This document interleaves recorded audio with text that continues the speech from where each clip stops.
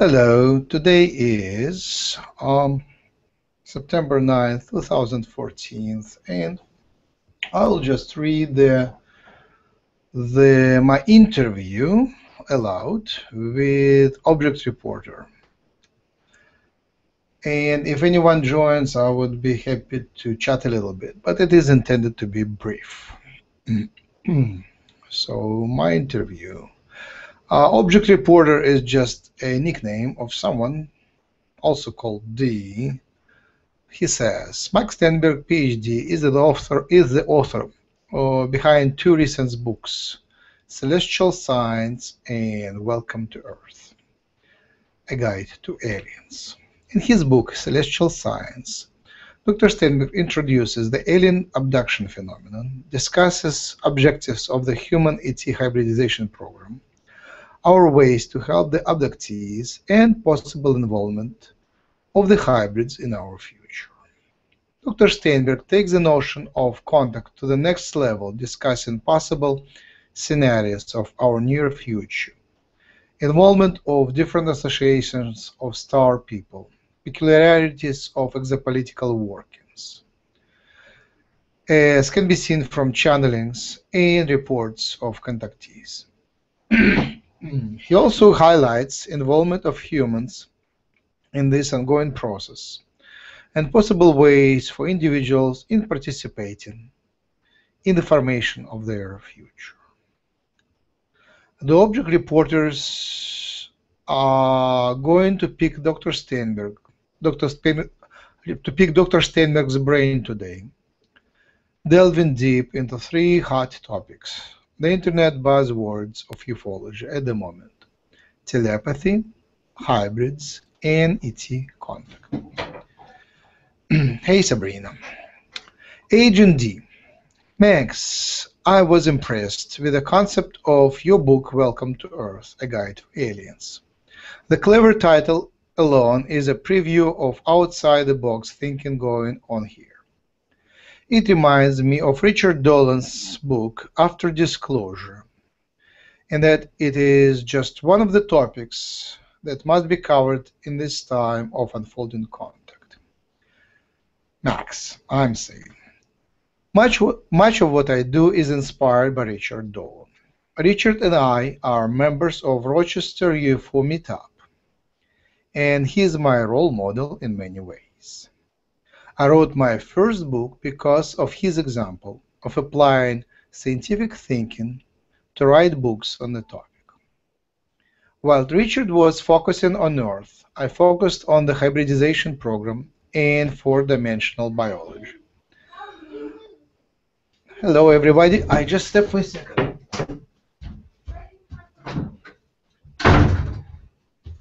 You can interrupt me at any time if you like to discuss anything. Hi, Max.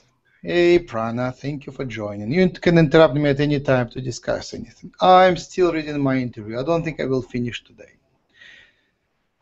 In any case, while Richard's sources were government archives, I relied on channelers and abductees. As he was writing his book After Disclosure, Richard presents his ideas to our group, and this inspired me to write my own version and a sequel called Welcome to Earth.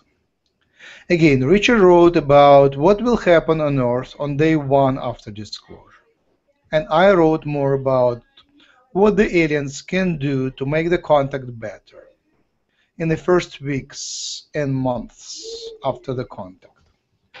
I also cover what we as Lightworkers can do to make the ET contact peaceful and successful. I'm really thankful to Richard and our UFO meetup for their inspiration and support.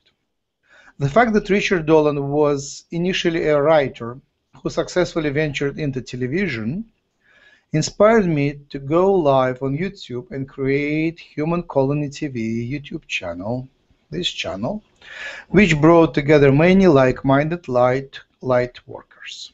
A Guide for Aliens addresses two major concerns we have when dealing with ETs. The fact that they are highly telepathic, and we are not. and the unfortunate reality that most humans have been brainwashed from birth with misconceptions and outmoded belief systems. That's the end of my first answer. Do you want to comment anything? Prana and Sabrina, hello. All right, I will continue. But we can interrupt in any moment. Agent D asks, do you feel this is a telepathy issue we humans must overcome? And do you believe this is even physically possible for Homo sapiens to catch up to our ET cousins, to become as telepathic as they are, given the fact that they appear to have transhuman qualities? And my answer. I know the answer pretty well, and it would take only one line, but I do need to explain how I know what I know. And this ought to be outlined properly. There are three main sources: testing telepathy in humans experimentally, abductees and channelers, abductees, contactees, and channelers. So three sources: testing telepathy in humans experimentally, abductees, contactees, and channelers. You see, telepathy can be tested here, and this is very solid data. Reports from people who visited the ships are still pretty real, and channelings are sort of real, but they have the qualities of collective dream. Not everything which sounds solid in channelings manifests here down below. So some things do, and many things don't. So some things do manifest and many things don't. It's not only that we speak to other dimensional beings, it's also that our human collective mind collectively decides which of these communications to manifest down here and which to abandon. We are talking about multiple timelines and manifesting collective beliefs into our physical reality.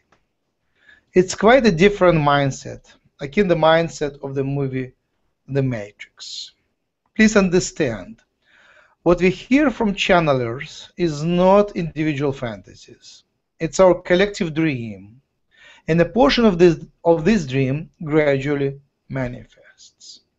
So when we research these dreams, we have to keep in mind that even most stable patterns in them can change with time. This is the nature of our reality. It's malleable, fluid these days. Yet we learn much from speaking with fourth-dimensional beings via channelers, and some messages and explanations from up there make a lot of sense.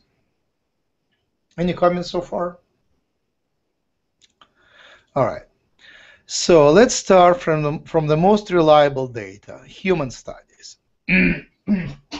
Most expect telepathy to be uniform, or would you expect telepathy to be uniform or having many various forms and flavors? Rupert Sheldrake and Dean Radin are two of the best researchers and enlightened scientific writers on this subject. Check out their books on Amazon. They are under $20 and give a great idea of the research on the topic. As Sheldrake noted, one of the best examples of telepathy are pets who read our minds. He came up with wonderful, scientifically solid study designs to measure this kind of telepathy. Another sort of telepathy is between humans. Imagine yourself being a telepath. How would you communicate best? By reading someone's mind? How deep would you get into the mind? Would it be every thought, or only the thoughts intentionally sent to you? What would facilitate the receiving of the thoughts? Do you need to be close to the person, or distance doesn't matter? Do you need to look at their eyes? Do they need to look you straight in the eye? Would it help if you placed your hands on their head? Would it help to know the person? Would it be working only for very close people? Do the two people have to speak the same language? Would it be a text transmission, a text, or an image, or an idea beyond language, or in intent, or in emotion? Would it be any thought, or only the thought which is important for both of you? Is using of telepathy for selfish reasons permitted by nature?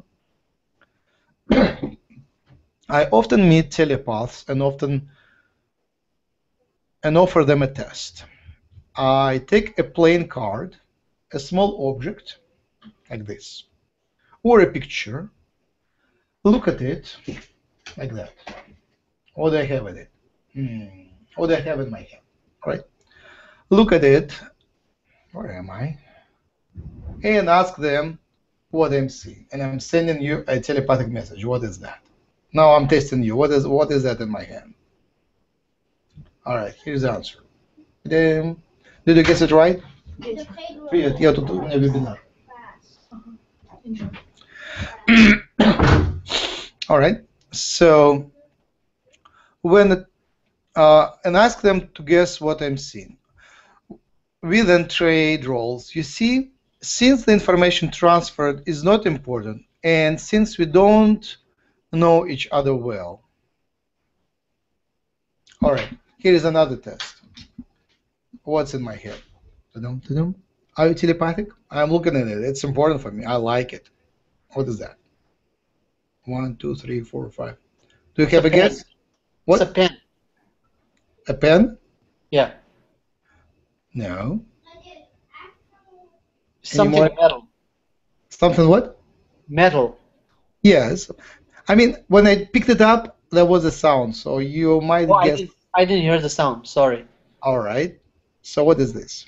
It's a forceps. All right. I actually had a forceps in front of me. So, but this one was a. Okay, I was close. All right, let me grab something else. That was fun. Here is something else. It is very unusual thing to see here, but it just happened to be here. What could it be? What color, what material, what is the shape? It's red or green. I see two colors. I don't know why. Oh, wait. Actually, you know what? Hold on. You should hold it like right next to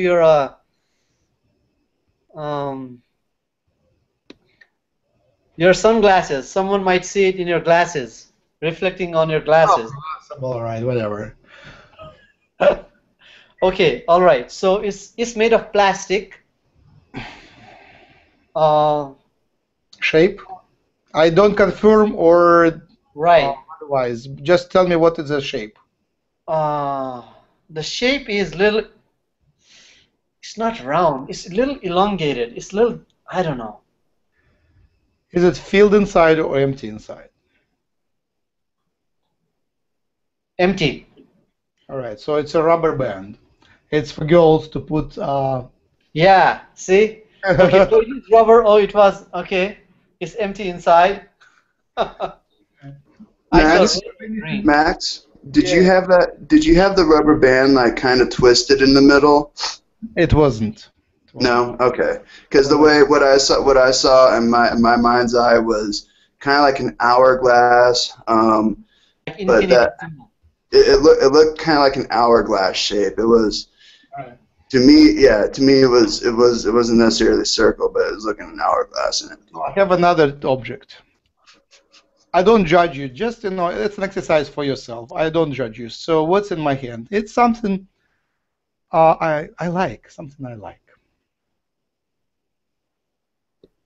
Okay, I often use. I see either penny, a nickel, or a paperclip. Again, it's metal. Any more ideas?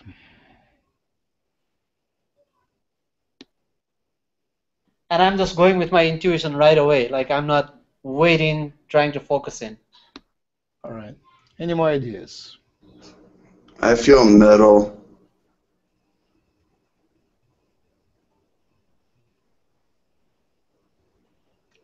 What color? Metal? All right. All right, I will show them. It's a candle. Ah, a candle. It doesn't focus by some reason. It should focus. It would focus like that. Yeah, it's a candle. All right. So let's just. Do you have any more comments? So I'll continue reading, and at the end of the paragraph, I will ask for comments. So and ask them to guess what I'm seeing. We then trade roles. You see, since the information transferred is not important, and since we don't know each other well, the success rate is low. The results are barely above random. Barely above random. It's not random, but barely above.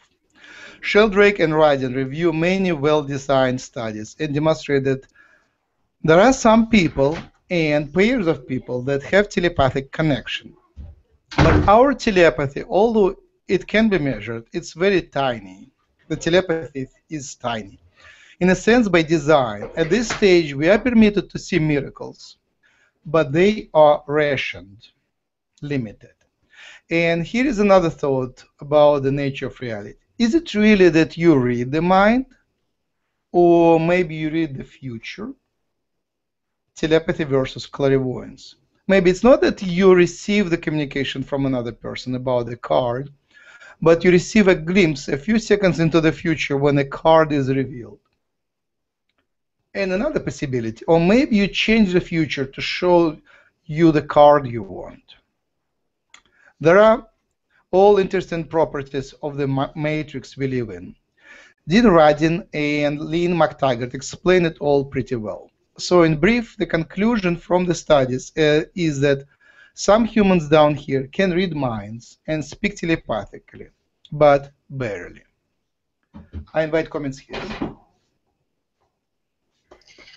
I had gotten a game for my phone, and you know that it has the little cards, and you're supposed to guess which one it is. I have the two, maybe the same one or different. It is. I have the one by someone Russian. Okay, but the interesting thing is when I'm guessing, I don't do as well as if I pick a card, and then I'm telling it. So it shows very often. So I can make that card show up more often that I can guess which card it is. Same thing I'm telling, yes. Somehow people can affect random events. It is a very well-studied phenomenon, yes. You know, I think in that case what's happening is you have a set to pick from. So you already know what you have. So that's why when you pick the answer, then the answer comes. Whereas this random guessing is something that you have no idea of. No, like but it's not enough. It's not enough. I say I can change it when I get more than 7 of the same one. So you can affect what comes out. Yeah, because it's limited to how many times you can do it. You know, like one game. I don't know. I don't know if it has 10 or 12, and then out of the 12 chances, I get at least 7 of them with the same card. Out of how many cards? And there's like 4 or 5 cards. 4 or 5 cards, I think it is. Oh, so out of the other way. So there's only 4 or 5 different cards. So of course the probability is very high in that. No, because when you're doing it guessing, it doesn't show up as many times as that. No, this is algorithmically very. This is algorithmically or mathematically, of course, like, you know, the chances of them coming same answer for 1 out of 4, out of 12 chances is a lot higher. Whereas in guessing, you have no idea of what Max is holding. It could be any shape, color, metal, material, you know, all that stuff. So there's it's just very Prana, different example, I think. do you see what I'm saying? When you have the cards, the same card doesn't show up when you're just playing the game. The same card doesn't show up more than 2 or 3 times. When I choose to influence it, it shows up. You know, I can make it show up a lot of times. That's what I'm saying. That's all. Yeah, and that's only out of 4 cards, right? Pardon me, Sabrina. I definitely can relate to your idea and resonate with it because since I live over near Reno, you know, there's gambling. I've never been, you know, into the whole gambling thing. However, with blackjack, it's really intuitive based, and what I do is I walk around the casinos and I just kind of feel for the energy of the table, you know, and then if it feels really good vibes, high vibration, I'll sit down and I'll just kind of just start talking to the people and just connecting, and the more I'm able to connect with them and the deeper flow. I only had probably out of like 10, 12 times that I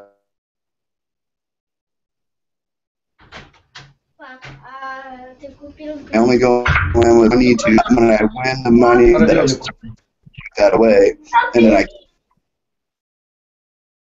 playing with, and I win. You know, I have 120. I tuck 60 away, and I keep playing with the winnings, and then every 20 or 30, I'll just keep on tucking. And I've noticed that the more I'm connected with the people at the table, the more fun we're having, the more we're able to, as you say, influence the cards, if you will. And it just makes it a lot more fun. You know, you don't have to be a card counter or whatnot. If you're having fun, you're in the moment, and you aren't. And the thing I do also is, if I could take the hit, so to speak, take the bad card or bad cards so the rest of the table can win, then I'm all for it, you know, and that's actually assisted me in the game, because people have offered me money to stay in just because they felt that I was the good luck charm, you know. So it's led to a lot of fun nights, you know, just going there and starting at like 7 at night and not leaving until 7 in the morning and like $300 in my pocket when I started at like 40, you know. But I definitely resonate with your idea and that fact, and we definitely have influence. The more we're in the moment and really high vibration, we really can. All right, guys, what do we all need in here? What do we all need? We need a face card, or she needs a face card, you know, and it just makes it so much more fun.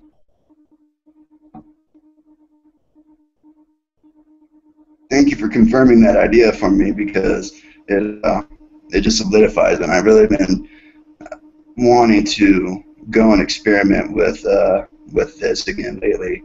However, I need a little bit of money to do that. So I'm putting that out there for the universe, and it's happening. I feel it's happening in this moment, so it'll be fun. Yes.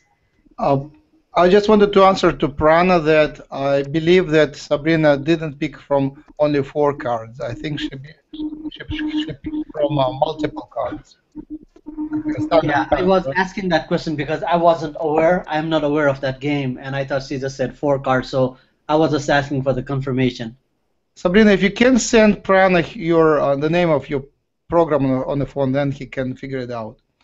But I agree that there are ways to affect the outcome, and this has been studied. It's the scientific research has been studied. You know, have been done in many ways. Most of that, not surprisingly, has been done in England, but most famous is the one which started in Harvard. And there they started trying to prove that it doesn't exist, but they discovered that there is an effect of personality on what comes out. And usually the effect is small. It's like 1%. Say, if you flip a coin, on average you would get 50%. So and it is a very tedious process to flip a coin and write down the results. So they created a device which was electronic, and it flipped a coin electronically, and the device was calibrated to produce exactly 50% outcome. And then that was when basically the person was just pressing the button every time and trying to affect this 50% to raise it higher. So you get like heads more frequently than tails. And usually people were able to shift it to 51%. And because flipping is very automatic, it can be done at high frequency. It can be done very, the result is very statistically, it's possible to calculate the statistical significance, and the significance was real. So this extra 1% was significant according to statistics. Some people, very talented, could move it to about 54%. And if it was two people who are very well aligned to each other and who have emotional connection, like people who are in love and or people who are close family or very close friends, they could move at about 57%, and it was really well documented. So when two people move, it's about 57%. So at some point, creator of this study was traveling around the globe and trying to measure the effects of groups of people on the outcome. And the result was basically how coherent are results. It doesn't really matter if it is heads more frequent or tails more frequent, but it is something very improbable that happens, something very coherent, not random. So his best result was at certain event in Germany, I think it was somewhere in Europe. I think it was Lovers of Wagner or a composer like that. I think it was Wagner. And this event took place for about a week, where passions, music was played, and passions of the listeners were on a very high level for about a week. So at the end of the event, when the passions and coherence of that group was so high, then they got extra, I don't remember the number, but extra extreme number of percent. So just being there with this device would allow him to measure that stochasticity, randomness, and chance was decreased in a group of people which are very synchronously tuned to each other. And they studied it on global level, and here is the site, Global Coherence Initiative, where they, so this graph actually is not coherence of random events, it is electromagnetic distribution of vibrations of Earth, measurable. And you can see the classical most frequent one, this lower band. If you can see my mouse, yeah, you can see my mouse. The first lower band is 7.5 hertz. It's like, that is the main harmonic of vibration electromagnetic field, which basically resonates between this ground and stratosphere. It goes up and down reflecting. So that's 7.5 hertz, more or less. The frequency is, I know the frequency. The way it is generated, I'm not sure. Could it be something like their penetration between two different sides of the Earth? But you get that frequency. And then there's a harmonics of that double, that triple, that quadruple, and so on. And on different days, you can see these frequencies have different maxima. It can shift up and down. The vibration can go up and down. And they place these devices all around the globe in different cities, and they measure their coherence in different places around the globe.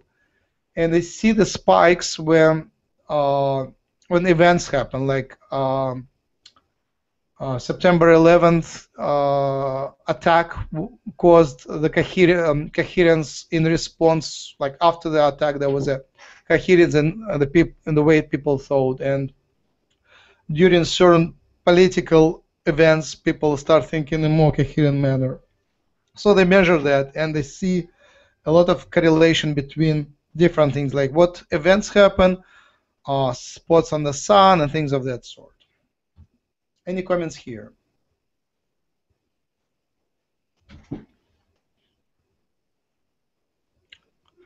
All right. Just listening, Max. Uh-huh. I'll stop that demonstration just a second. Yeah, but I understand. I have read those before. Uh-huh. I think Dean Radin reviews it, and there are a few, Sheldrake and a few others who review that. How do we cancel it? I need to cancel my. Oh, all right. You see me. That's why, nowadays some of this light workers are asking people to meditate all at once at a certain point, so that that vibration becomes much higher, and the effect of it. And there is an importance of holidays where the whole community is doing similar things and thinks about similar things and pronounces similar prayers, and they kind of synchronize in common thought pattern. So holidays, religious holidays and things like that. All right, so next. On that note, the way, how Vatican, in Vatican, they have like these masses and gatherings and stuff, but their purpose of that gathering is completely different. It is more for energy harvesting. So they have different agendas, so that's what I have heard. Or like in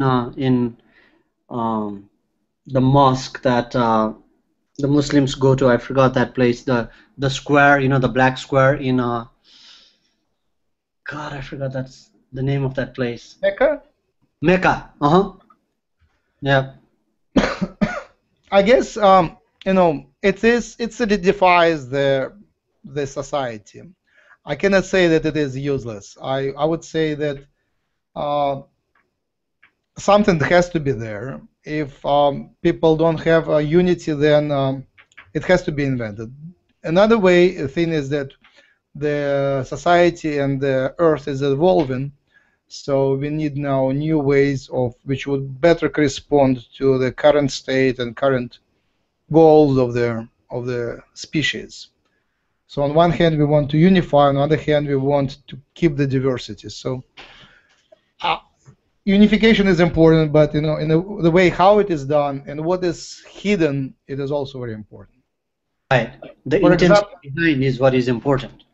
For example, I'm very, many people don't feel happy about schedules and timing and being late and certain time for work, certain time for rest, and certain time for Saturday, certain times for Sunday. So I always wondered if Sunday and 7-day week is something natural or artificial. I would say that's artificial. Yeah, I didn't find anything in nature which would be 7-day period. Exactly. There is a period of moon which is 28.5 days. It's not exactly 7 days, but it is. So it's also 4 weeks make about moon cycle, but it is not linked. So moon calendar is very natural, and full moons, new moons really affect the people. But the week is sort of shifted a little bit, so it's never the full moon is sort of never fixed to a specific day of the week. So moon calendar would be, I guess, most natural for humans, but 7-day week is something artificial. I asked the aliens, and they answered that it is either human-made or alien-made, but it is not accepted anywhere outside of Earth. There is no other civilizations which would have a 7-day week. Right. My idea is like if there's a job to finish, as long as the job is finished, that's what it matters. It's not about, it has to be certain days that needs to be worked on. On the other hand, I respect Jewish tradition of keeping Shabbat. It's like once a week you remind yourself and teach your family, teach your kids that this day is devoted to God. And that feels very nice, but on the other hand, why don't you devote every day to God and every hour to God? That's what I was going to say. Mm-hmm. If the God is within you, that means you have that God, and so just remind yourself of every single moment, like whenever you have little time, why do you need a certain time? You don't. That's all cultured.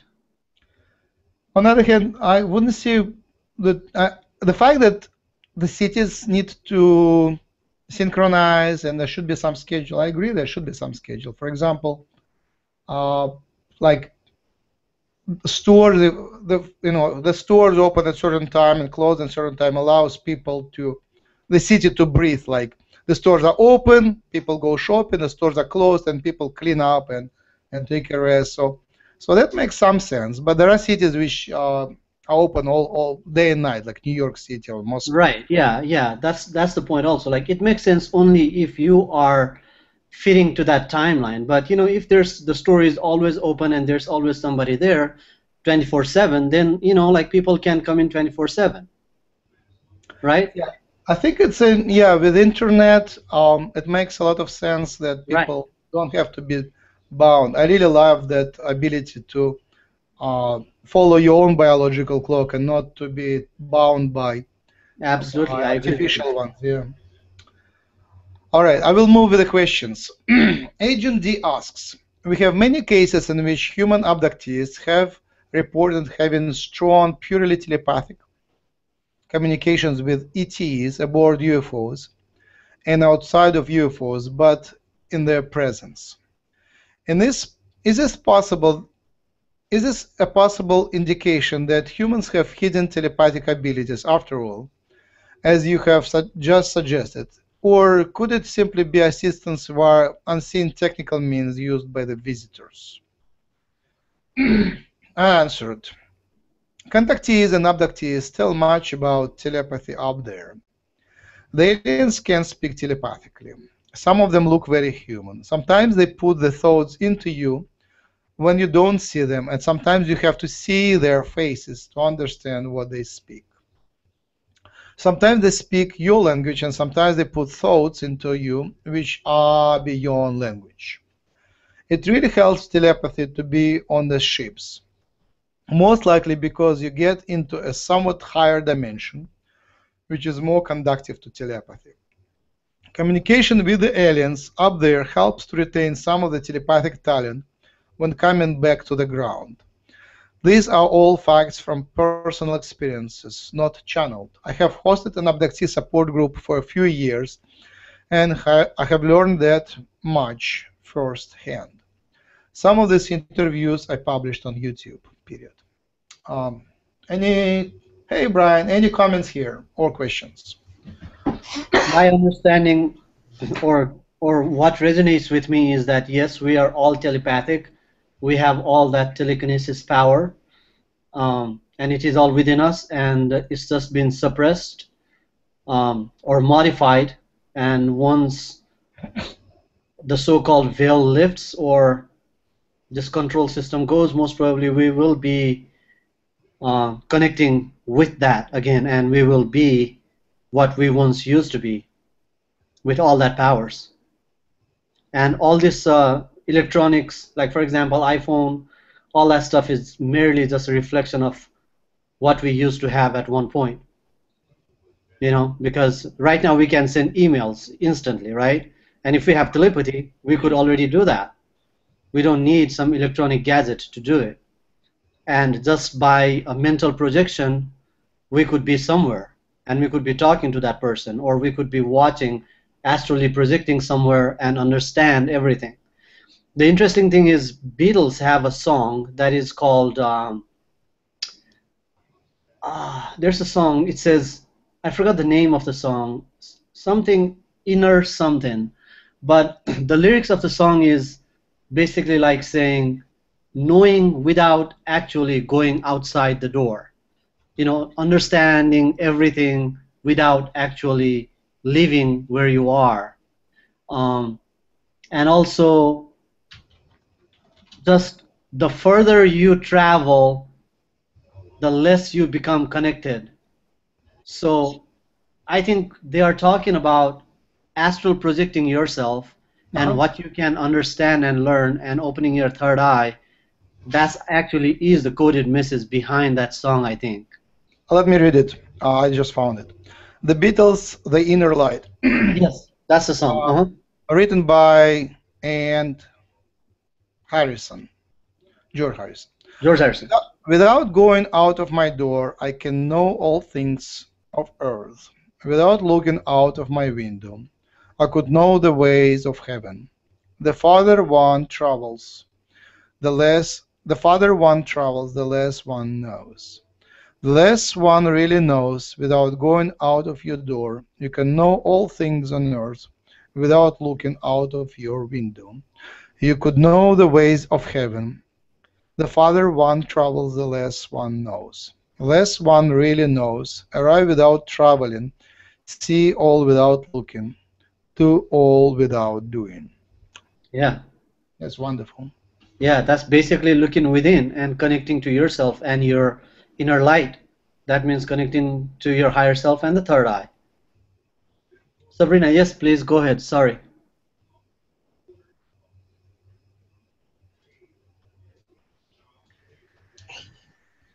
Max, I have Hey. a question for you. Yay. Do you think that the humanity as it stands right now, non-hybrid, well, obviously we are hybrid for a long time ago, but non-hybrid, you know, within the last couple of you know, decades, do you think we are able to have the telekinesis, you know, telepathy, all of these different abilities within us, or do we need to become hybrids in order for them to become fully activated? All right. I think I'm answering that question just down below, but I will answer it now and then I will repeat it by reading. So I don't know, of course, but I asked the aliens about that.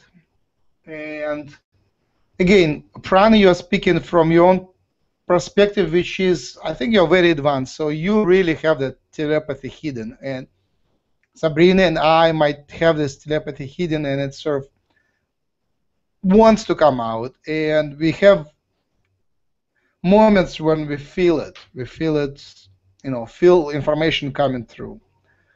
Now, I asked about that. I think I asked several times. I don't remember who specifically answered, but I think it was Lakesh, Takur, and Dizdu who were speaking about that. And they said, you know, they measure our telepathic abilities related to Yahyel, just because it's easiest. So Yahyel are very telepathic. Now, they say that our best telepath, the ones they sort of trained in the colonies, was about 70% of Yahyel, and it was a lot. And they didn't want to push him further because it would damage him. Basically, our body is not designed to go there farther than 70% of Yahyel. It's a lot. It's just kind of amount of information that goes into you, and vibration is so high that if you come back to Earth, it's really hard to be grounded with that amount of telepathy. Other telepaths which they had at the moment, it was about half a year ago, they had about 15, ranged between 30 to whatever, 50% of telepathy. So they could pass the telepathic messages, but not as well as Yahyel. And they said most of humanity is like 0 to 1 to maybe 2% of Yahyel. So sometimes something goes through, but it's very random and very infrequent, and it's very noisy. One thing we discussed, and also there is a nice book by Adrian Dwyer, it's called X3, and he discusses telepathy a lot there and the biology of telepathy. Basically, there are telepathic languages. So when people in certain race speak telepathy, they use certain telepathic language to deliver information. So you can speak telepathically English, or you can speak something else, but it has to be something that you send and that the receiver receives in the same pattern. So most of the humans, we don't have that. We don't have this telepathic language developed. And they said for adults, it is almost impossible to reach high percentage of telepathy. Some telepathy is possible, even with technological help, without technological help. Say certain percent is possible, but you have to be born and develop the telepathy from the childhood to be fully telepathic. So the answer is in between. We are not fully incapable. We're not fully capable. We are somewhere in between, and I guess it would range radically for different people. But Max, couldn't one argue that? Sabrina goes first. Yes. Couldn't one argue that? Let's say you started practicing. You taught your children from the very beginning. Yes. And the next generation would be even better because the muscle, if you want to call it that, yes. Telepathic muscle. Yes. Yeah. So you're using that, and as we progress, we would get better and better at it. Of course. That's why they give us about 200 years to ascend. Ascension, their definition as essential is telepathic unification of the species. It's a necessary requirement for us to raise vibration, collective vibration. We have to together knit together so the vibration becomes higher. I don't have anything vibrating around me.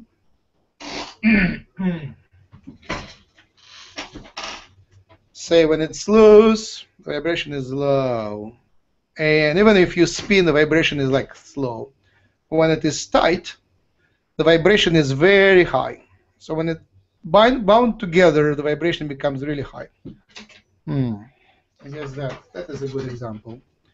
That is low vibration, right? And that is high vibration. It's like on a string on a guitar. I will bring a guitar show. Yes, the guitar model works well. So we get low vibration. And then we kind of shorten the links.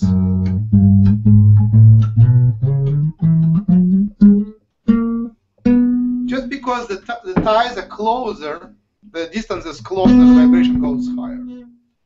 And from guitar we can get even higher with a smaller string. And also, if you on the guitar, the highest you can get is that. Like, I don't know if it passes through the microphone, but it's barely hearable. It's almost. It does. It does. It is the highest. So the shorter the link, the higher the vibration is. It's kind of simple physics, which is even obvious mechanically. So we have loose individuals. When we tie together, the links become really short. And we kind of vibrate all together as new entity. Bashar tells about how his civilization ascended. He said, a being came, and in 3 days, the being united the whole civilization together telepathically and left. And that's how they ascended in 3 days.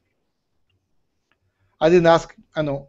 Next time we speak to Bashar, we should ask if it, or any Shakani, we should ask if it was Jesus who did that, but it could be anyone. I don't know who it was.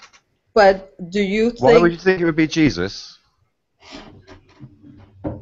It's his profession. It's his specialization to raise third to fourth dimensional upgrade. That's what he does.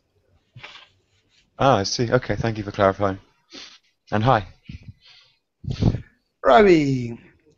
Sabrina, you asked the question which I kind of shifted away from the question. Several generations needed to train the telepathic muscle, develop telepathic language, right? Yes. Yeah. So wouldn't we at some point then also become, as the Yahyel? Yeah. It's also called social singularity. People discuss that internet connections, especially this Twitter, Facebook, email connections, they make the network much more dense, LinkedIn connections. So we are doing technologically, we kind of modeling technologically what we will do later biologically. like lots of people are connected to each other in computer games. It is some new way of communicating. People kind of meld together. They speak to each other vocally, type all the time. My kids all do that all the time. I think it is some new community which is also like modeling what will happen later. When I started emailing, oh, I mean, my life changed. It was 1989, around 1989. My life changed radically. You know, the world from, you know, tiny world of people around you or people in your city changed to the world, global world. 1989 for me. It was a radical change. When I spoke, once I came to California, first time I came to California, almost like landed, and the next few days I was kind of, once I was invited to a party. These were elderly people, 1993 it was, I think. They invited me like the first, you know, a fresh Russian who is not spoiled by America yet, and they wanted to hear from me, you know, how is life in Russia, 1993. And there was a nice gentleman who was fighting against Nazis. I think he was an airline pilot or something like that. So he was, had a big experience, lived a long life, and he said, he asked the question, what was the biggest change in the history of humanity in that century? And on his opinion, the biggest positive change was television. He said before the television, the war looked to people very distant. People could believe that these are ours and these are them. But when television sort of showed what is happening out there, actually it was around 1967 when the first true reports came from Vietnam War. Then the humanity just realized how the small the globe is, and that nothing is very distant. That, you know, we're all on the same globe and we're all very close to each other. So in his opinion, it was the main thing that united humanity together. So 1967 is about the time when it was unified, the humanity, plus minus, of course. Now we have another unification through internet, but again, you know, telepathy is something, yes, that is coming. But one thing that Sabrina asked was, do we have to become hybrids in order to own those abilities? And I would say no to that. I would agree. That's what aliens, my alien friends, say. And there are examples when humans. So basically, there is a lot of humans who have human genetics and who are brought up out there. These include few recent, I would say, experiments. So they take human embryos and just impregnate hybrid people out there, hybrid women, and let them grow up. So this genetic humans, when they grow up in four-dimensional realities, they are fully telepathic. There is no limitation whatsoever. They are very talented, and so genetically we don't have any limit. We are genetically, biologically very programmable. It is the program that we receive here which restrains that. So as we grow, as we are programmed, then our telepathic abilities are not developed and blocked. So I agree with Prana in that. But you know, if no, I also agree with it. I just was speaking with somebody, and they were putting forward that basically we needed to become hybrids in order to get the upgrade. You know, to put it simply. I think those alien beings have ulterior agenda or motives behind it. Why would you say that?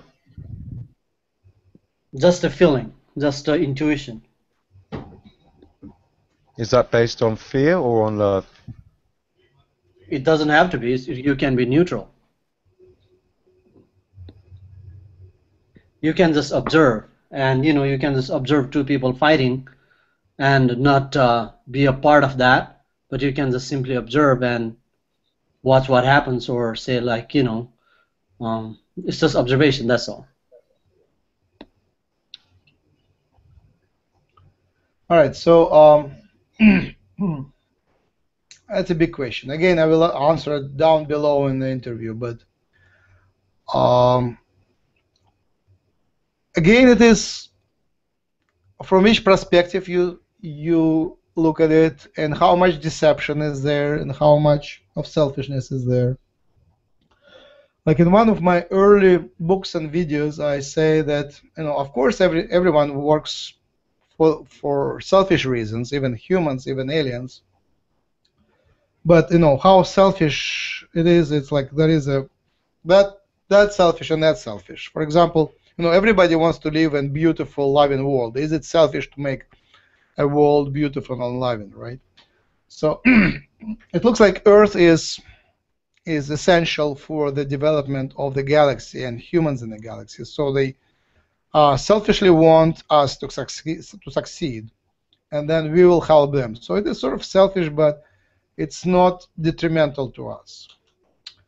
Others really want to take over the world. So these are basically different ways to take over the world. Some of them are very friendly, and some of them are kind of deceitful. As far as I can tell, Zeta Grays, so far I speak to different aliens through channelers, and Zeta Grays seem to have an agenda of taking over the world negatively. So yes, they did hybridization program, and they did it to other races. Basically, they inject their genes, and then at a certain point they use these genes and these implants to take over the planet and take control, and then deplete the planet of resources and leave it at worse condition than it was before. On the other hand, they created new races, and one of the races I believe they created is Yahyel, and another race is Shakani, or they created Sasani, which became Shakani, which are very positive and benevolent races. So not everything that Zeta Grays do is negative. So some of that is negative, some of that is... So Max, how does that work? How does because they created those races, but how did they separate from them? That's what I could never understand. And become separate from the Zetas. That's a nice question. I never asked it, but I know that I asked the question if Yahyel are different from Zetas, if they have common mind with Zetas, and clearly they don't. They are different. So Zetas sort of created them, it's a complicated, convoluted questions how Yahyel was created. So Yahyel is a hybrid between Earth humans and Zetas, but there is time loops in history which make it so convoluted, and I don't know the answer how it happened. But Zetas were key to creation of that. Basically, they contributed their genome, and they did hybridization program on Earth. So Zeta were the keys in creation of Yahyel. We should ask more about that. It was like kind of a mystery so far. So the answer is yes. These civilizations, they separated themselves from Zetas and not serving Zetas, and they're kind of neutral. And I believe Yahyel are actually, most of Yahyel are in sort of Cold War state with Zetas. They have diplomatic relationships, but they don't really cooperate much. So basically what you are saying is they are fighting with their own creators? This Cold War is not fighting. They kind of have, again, there is tons of different Zetas, and there are different kinds of Yahyel, but the main body of Yahyel and main body of Zetas, they are not very friendly to each other. That's what I know. They're at peace. Zetas in general don't fight. Zetas are sneaky, but they don't fight. So it's not a war. It's more like a Cold War. They sneak here and there, but they have different agendas and follow different. They have very different ideas about the future of Earth. All that said, there are positive aliens, and we're in constant communication with them. Pleiadians, Lyrans, Yahyel, Arcturians, and they are very respectful of our choices, and I think that's the main criterion. They respect our collective choice and individual choices. Until certain point, until 2012, they allowed themselves to do secret abductions without permission from physical mind. They could ask the soul for soul's permission, but they wouldn't ask necessarily for physical mind. Starting from about last year, I think actually we know the date, they don't abduct people anymore without conscious physical consent. And that shows their respect for our choices. And they really want us to succeed, and they want to help us. One of the answers I gave in my one of the first videos and one of the first books is that they actually are interested in us evolving so they can incarnate in us. When we evolve to four-dimensional beings, then it would be, for them, it would be a great experience to incarnate in us, and it's sort of decided on a very high dimensional level. It's not our physical decision, it's out there they decide. And right now we are not very interested for incarnations. It's kind of for them going way down from their higher vibration to low vibration. You can't really learn much going from higher vibration to lower dimension vibration. For example, you know, if you're a human, incarnating into a mosquito is not a great experience. You couldn't learn much being a mosquito. So for them, from their fourth dimension to our third dimension incarnating, it's not that big of a difference, but only few of them incarnate as humans. And mostly it's not to gain personal vibrational lesson, but it's to help the humanity to ascend. So I believe they are beneficial, benevolent, and their hybridization program is for the good of humanity. They, bring in their genes, Yahyel, Pleiadian, Lyran, a little bit of Arcturian, increases diversity on Earth. It doesn't serve, it doesn't help them to, it helps them a little bit to incarnate, but not much. But it brings more of talents, again, telepathic and telekinetic and similar talents to us, more psychic talents. So yes, we have that, but bringing more of Yahyel and Pleiadian brings more of this talent to us. Max, may I ask a question? Yes. Have you ever heard of the harmonic conversions? Harmonic conversions is, I will draw it for you. It was a major topic of 2012.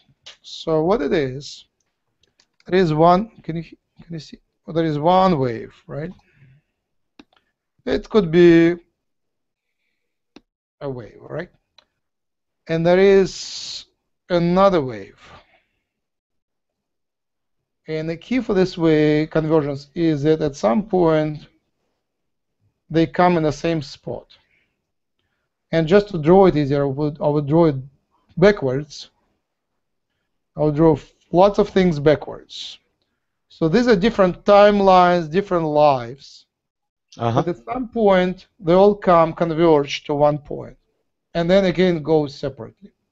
So the idea for 2012 was that by design of our artificial reality, of our experiment, we are allowed to take any steps between here. So we have lots of free choices. But by some miracle, at that point, we would end to a very limited number of scenarios. And number of these scenarios, these are kind of blobs, but number of these scenarios, according to David Wilcock, was 2. One is good and one is bad. So there were 2 convergences. And luckily we ended, you and I, and all of you and I, we ended in a good one. The Earth survived. In the negative one, the Earth basically there was a big catastrophe there, and possibly that led to the creation of Zeta Grays, which I'm not sure, but you know, there was a story which kind of that catastrophe led to Zeta Grays or something of that sort. But we are not there. We are in this reality. So why are you asking? I was asking because it was talked about last night at the talk, the presentation, and one of the things was mentioned, which actually parallel with you, was the fall of Soviet Russia. Mm-hmm. And yeah, this was an unpredicted, this wasn't a planned political move. This wasn't actually a proper change that happened, and that was one of the convergence points. And this is when a lot of the channeling started coming in to some people as well. And I just wanted to mention that because that was talked about by Lee Carroll last night. I have another question, Max. Yeah. For the Zetas, if there are parallel realities, and from what Bashar has says, every time you change something, you create a new one. Yeah. So they weren't really changing their own reality. They created another timeline where they survive by creating the Yahyels. And do you see what I'm saying? Yeah. Because their timeline was where it was, so by them going into our timeline and doing what they did, they just created a third one. Yeah. I don't know the details, but it sounds like logical. It would be nice to hear more about that. I don't know the story. Zechariah tells a nice story. He says that he was a high-level Zeta official in one of past lives. So whenever Zeta bothered him, he would tell them to go away, and they have to follow his orders because reincarnation doesn't minimize his powers over Zeta. So he still has a right to command them. So that was very funny. So Zechariah would be a nice person to ask about Zeta history. He knows a lot about it. Okay, thanks. What I heard was that now the influence is minimal because Girk Fitneer is in control and Federation of Light is in control. So Zetas are permitted to be here and observe, but all their plots sort of being exposed, and they don't have many chances of taking over. So they're more like here as observers. And when we hear this high-pitched sound in our heads, like they say that is a signature Zeta presence, and you have a choice. You can say, "Dear Zetas, please step away. I don't want your presence now," and they have to follow your desire. Okay, good to know. Yeah, it's our universe. We choose it. We choose. So. All right. I will keep reading. I feel like closing soon, but I will read a little bit more. Maybe if I find the file. All right. All right. Some of these interviews are published on YouTube. Yeah, I interviewed an abductee. She has wonderful memory. She remembers almost everything. Because she was a volunteer, they allowed her to remember a lot, and they allow her to say a lot. Her name is Rosemary, and she is interviewed. It's published. I can give links.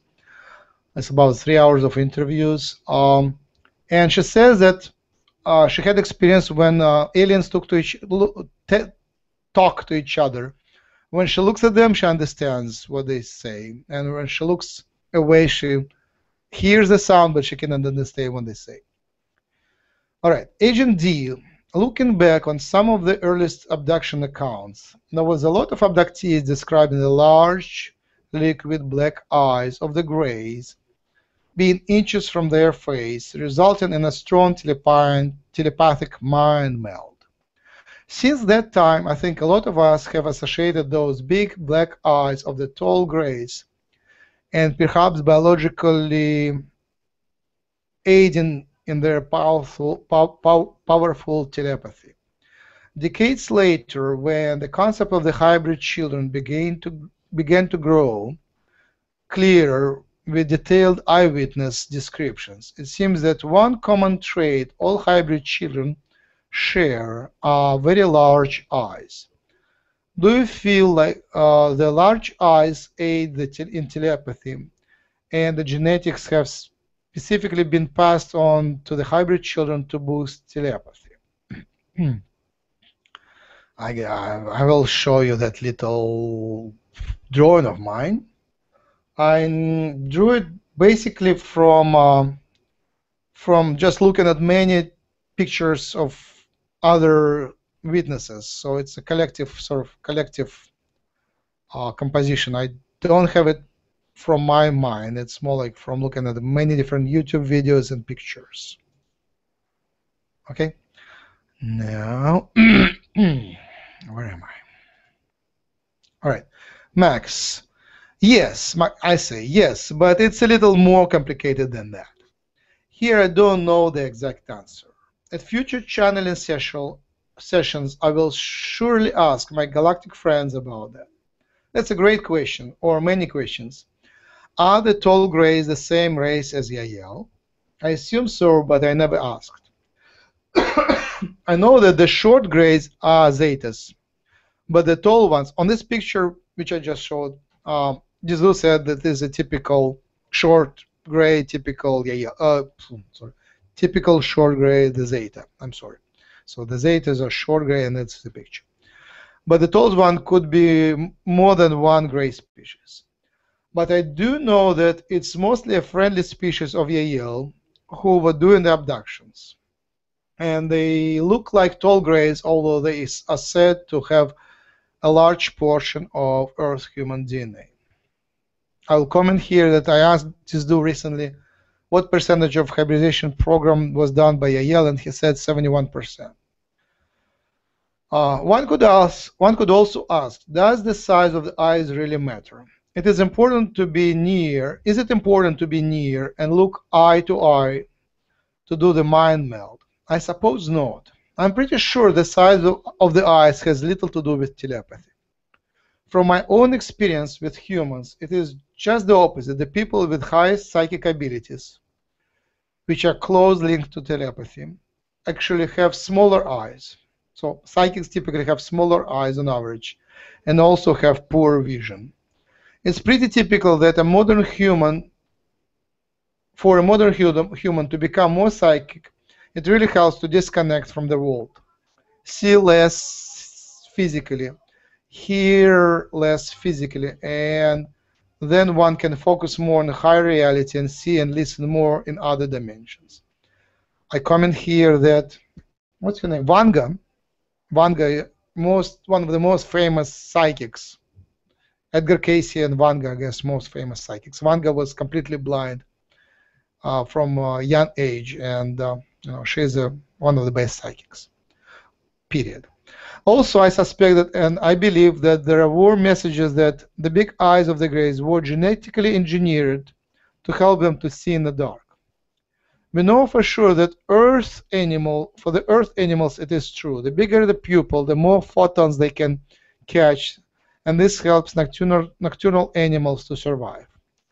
Octopuses and deep oceanic fish have huge eyes because they are to see the sparse light not from the sun, but from bioluminescent creatures and decayed organics in the dark of the oceanic depths.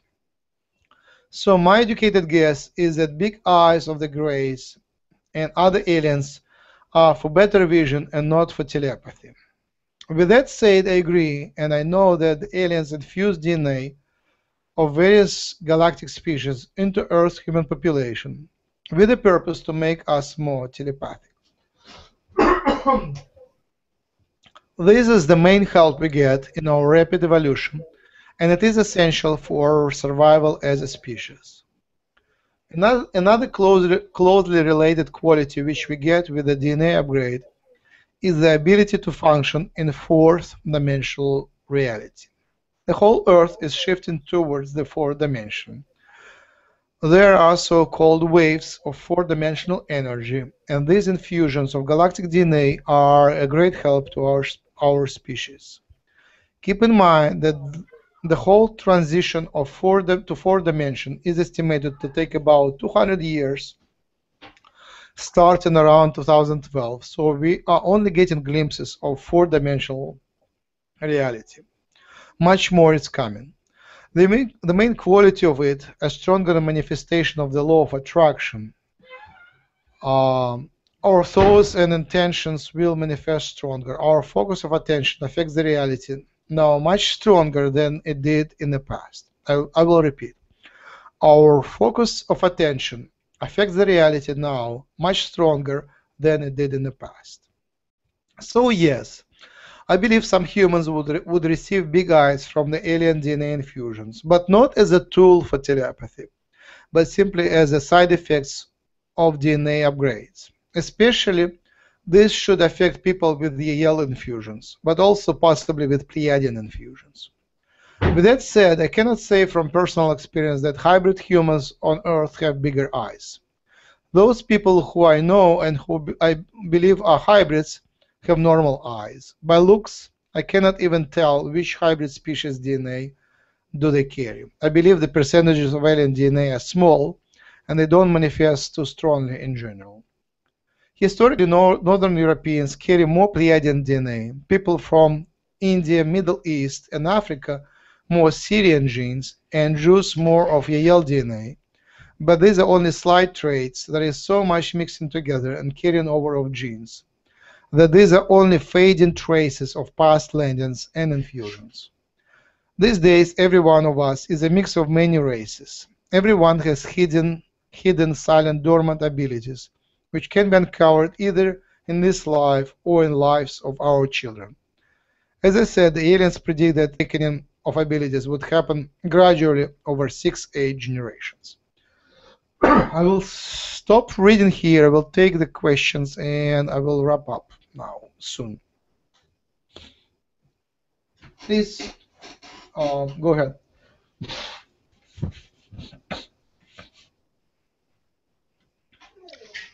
Max, from what we learned and have been playing with, are going back to the telepathy or the telepathy.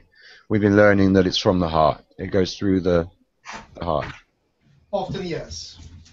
And as we've been opening our hearts more, we've been flexing that muscle, so to say, and been having a lot of success with it, to the point where it's bringing in not just communication, but it's also bringing in a flow of life, a synchronistic, positive way of living, where everything's taken care of. Everything's now, there's these ups and downs, don't get me wrong, but it's we've all been speaking galactic languages, we've all been communicating, and we've had this love and this passion, this excitement, and this is just helping our telepathy so much. And it's such a beautiful experience what we were going through. And I would say much gratitude for setting up the site and bringing us together, because without you and Jim, we wouldn't be here co-creating this and everyone else right now. Oh, thank you. Talking about galactic languages, I would like to ask this question, or it's not really a question, but just a curiosity, and I would like to hear you guys' perspective on it. I did talk to Sabrina a little bit about it, now we have Tucker coming and teaching us some of the Lyran language or the words. My question is, why is that necessary, especially when, if we are improving our telepathy and telepathic skills, and after the contact, they will be able to speak to us directly. That means we would be able to speak to them telepathically. So there is no need for us to learn word by word or trying to make a sentence. It's not as if they're going to speak in their language and we will translate that in English to the people on Earth. the message will be telepathically given to us, and we will just automatically be able to translate in any language, whether it be English, Chinese, Japanese, American, Asian, whatever it is, depending on who that message is given to or is coming through, and what languages that person can speak.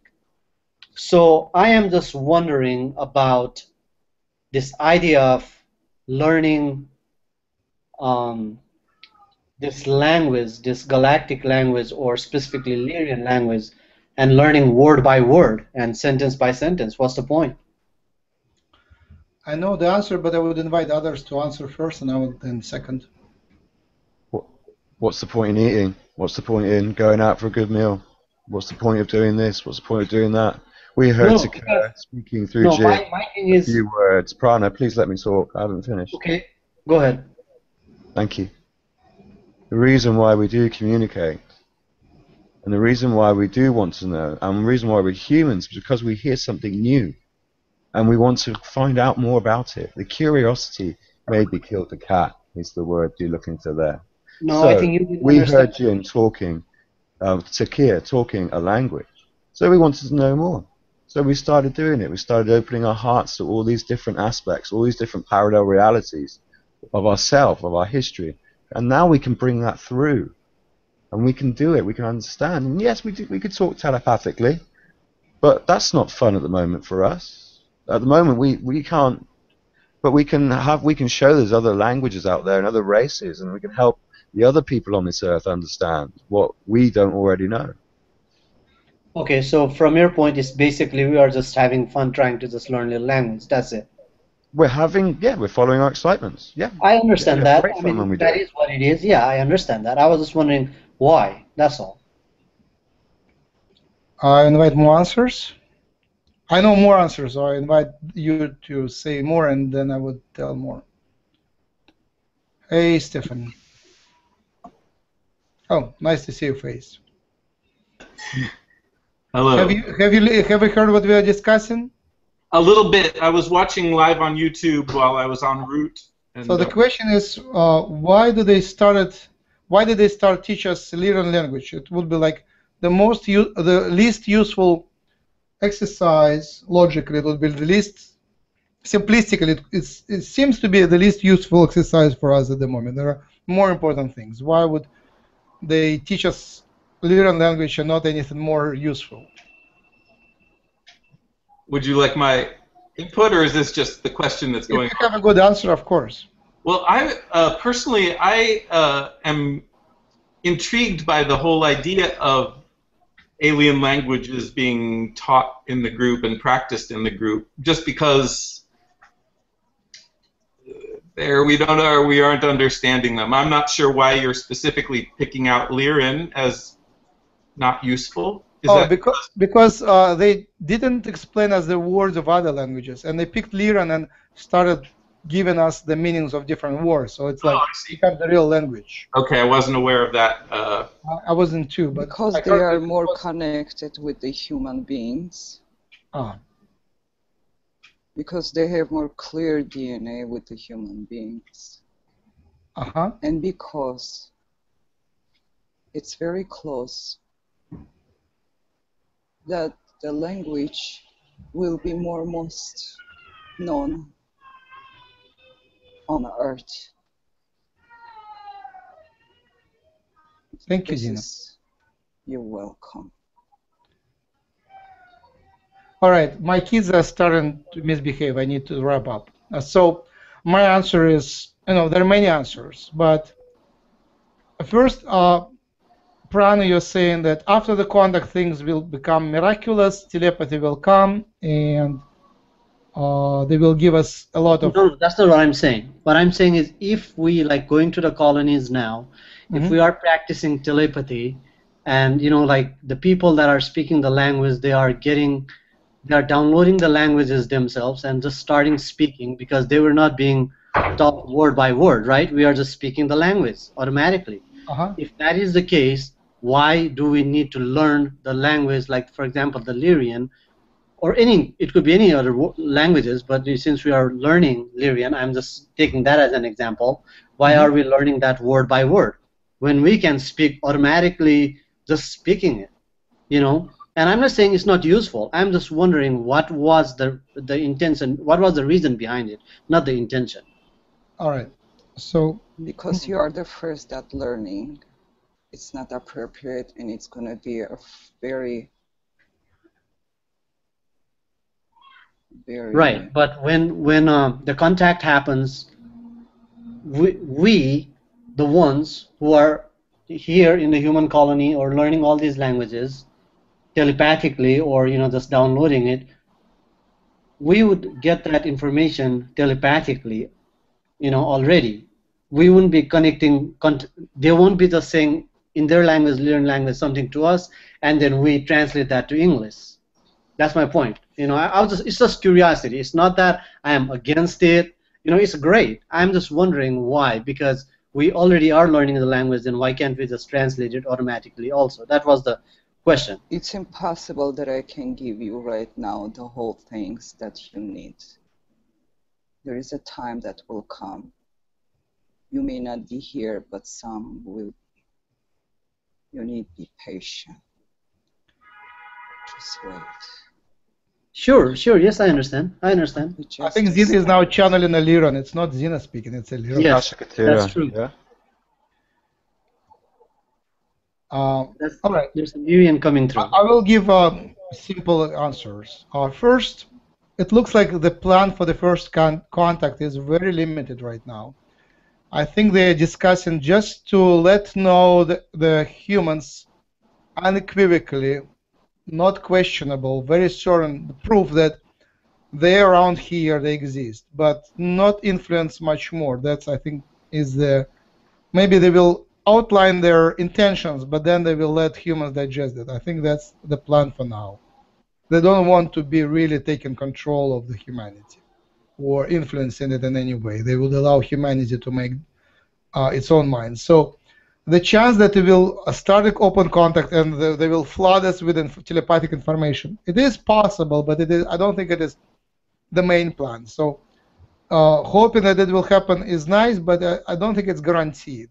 I think the chances are not very high that it will happen. It would be nice, of course, just to be flooded with positive information. We will see how it happens. Second, right now they are acting under very limited rules. They basically are still dealing with us as with primitive civilization. They use that, how do you call it? I forgot the word. Where you are non-involvement, how do you call it? That is a principle in Star Trek, the principle of non-involvement. Basically, they're not allowed to give us. Как называется право не вмешательства в Стартреке, что типа нельзя с цивилизацией вмешиваться? Prime Directive? Yeah, Prime Directive. It's called Prime Directive in Star Trek. So basically, they are allowed to give us a little bit miracles here and there to boost our interest, to boost our beliefs into a good future, to push us gently towards good direction. But it has to be our choice. They are not permitted to give us any solid proof, unequivocal solid proof of their existence. So that's why they do channelings, which can be very easily dismissed.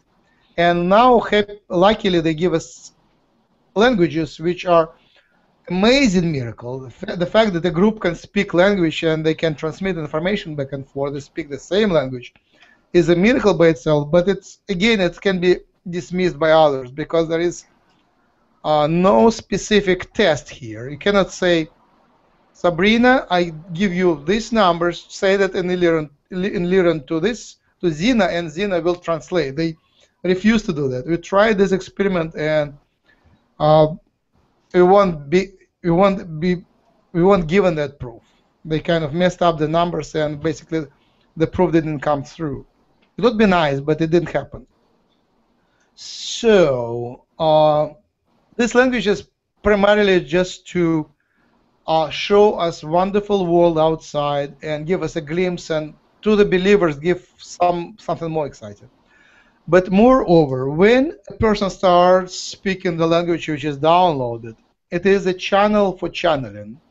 So it's kind of a little tiny flow, which when you speak, you kind of, they do their part, but also you do your part. When you start speaking and practicing, you develop this channel, and your free will is included. Basically, you show for real your commitment to channeling, as Gabriel did. He asked everyone, please, please, listen to me. I will be channeling for you. I want to speak. And finally, he was given it because he was so adamant in doing that. He wanted that.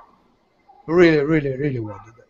So this, also for the aliens, it's very difficult to induce channeling in us without damaging us.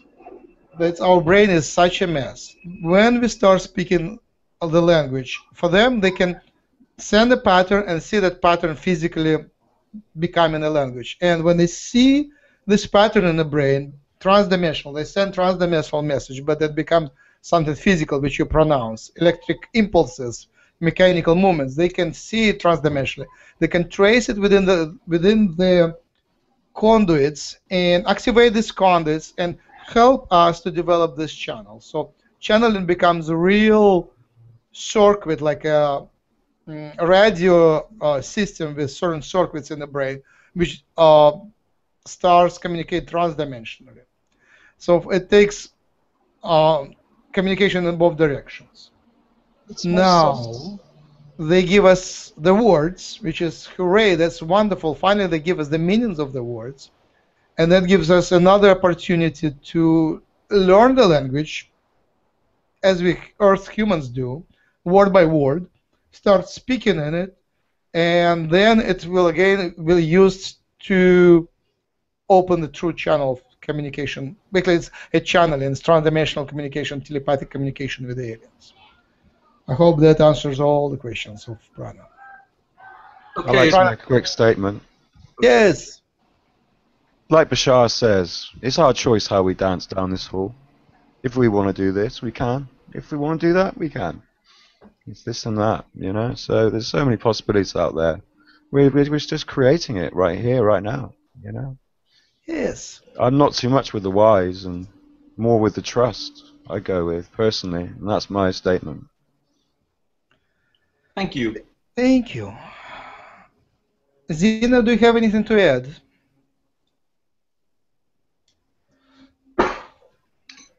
Ashakatira? I just heard that it's I know I'm totally connected, but it's he just said that the channeling, it's more softly connection than whatever you said. No.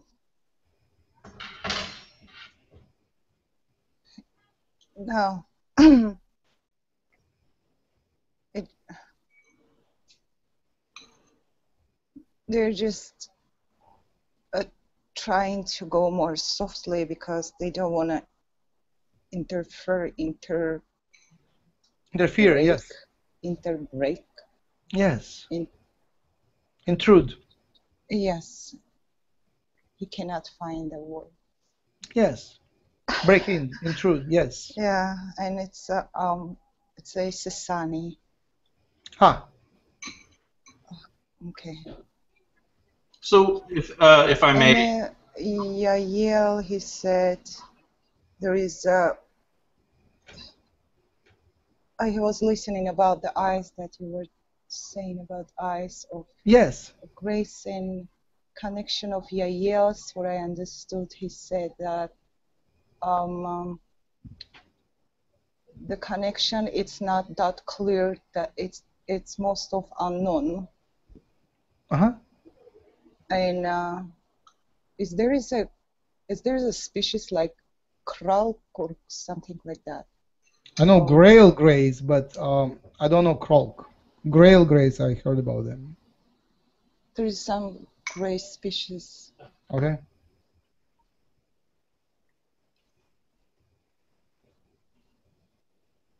Oh.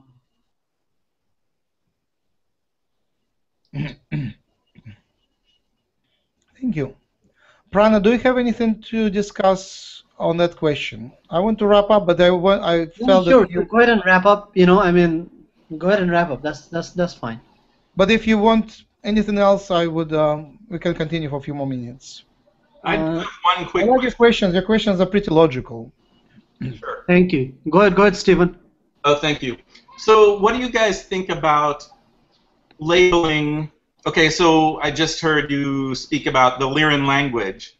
And this seems to me, when I translate it, like the language of Helios, like any being from the star Helios would speak the same language. It seems kind of ludicrous. Like Lyra is a star, right? Oh, yeah, Lyra is a star and Lyrans Constellation. Constellation. Constellation. So, Yeah, like when we say the Lyran language, I assume there's billions of points of awareness from that star system. Is there one language they call Lyran and then they all have their own? Or is this a specific species and civilization and country and town? Like, you know, our language differs so much from city to city, continent to continent, nation to nation.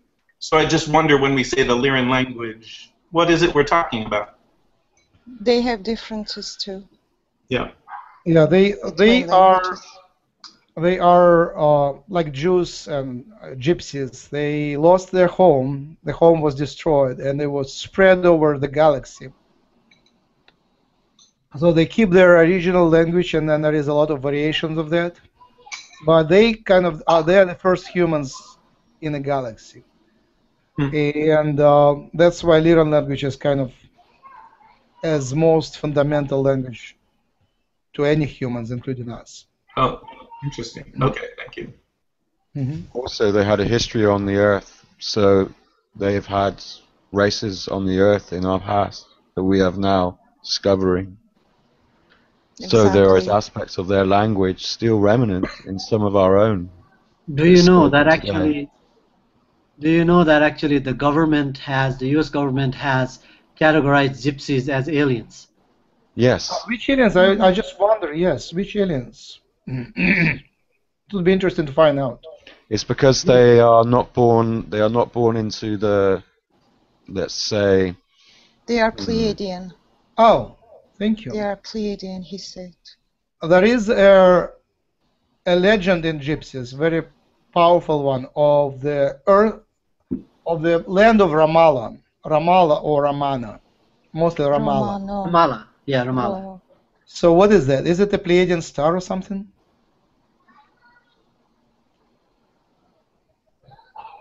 I don't have the answer for that. I don't know. Maybe Z, if you are connecting. What? I did not hear that clearly. Oh, so Gypsies believe that they come from homeland called Ramana. Is it a star or planet? No. It's a Romania. Romanian. Oh, okay. Romania. Romany. All right. All right. I need to wrap up.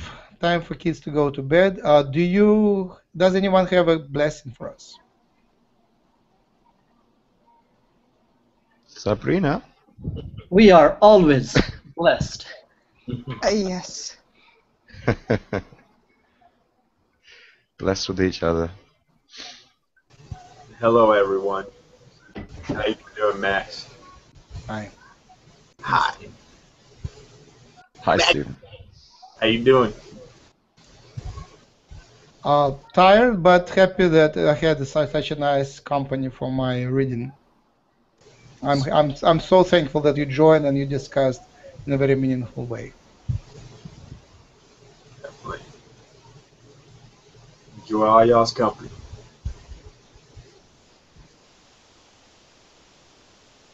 We can give you a short blessing. Thank I you. would like to.